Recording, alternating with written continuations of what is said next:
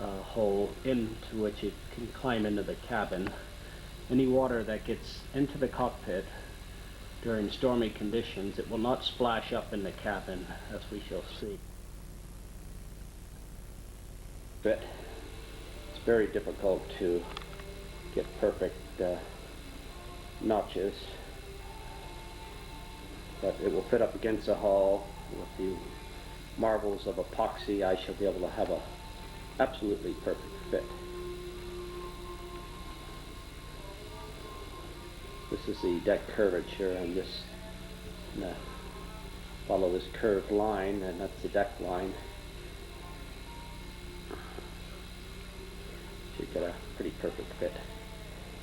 Clean up the difference with the great belt sander.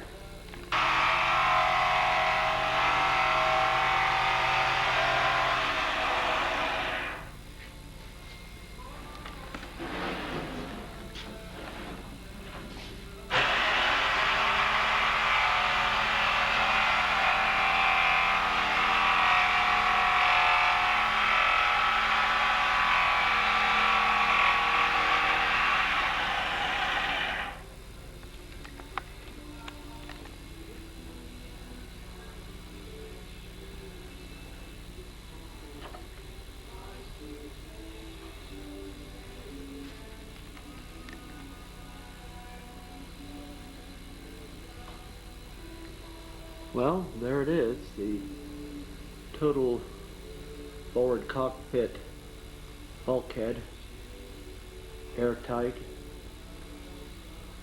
waterproof,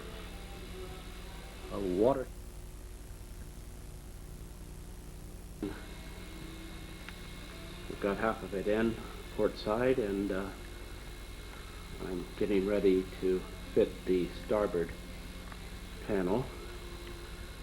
I used a 2x6 for a floor batten.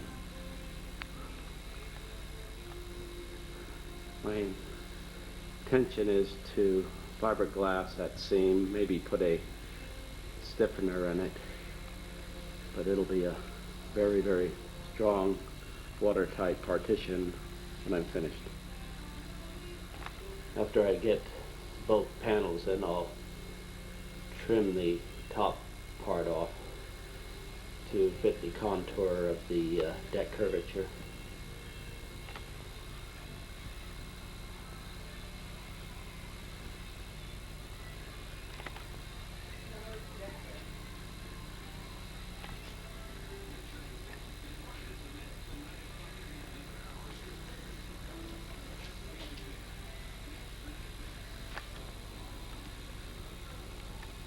What we're looking at here is a knee, one of 6, which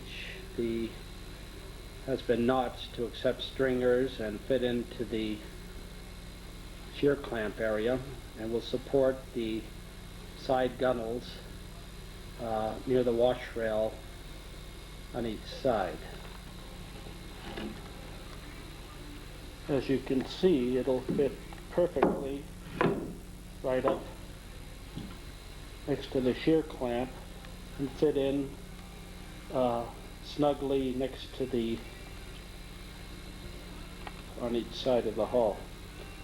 So this will be the pattern for the rest of them. Again, this is a knee.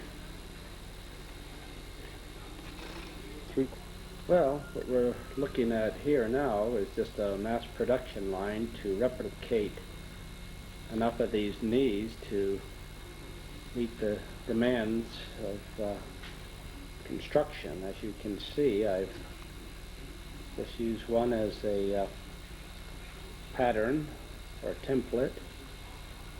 Now this is the after cockpit bulkhead. I trimmed it this morning.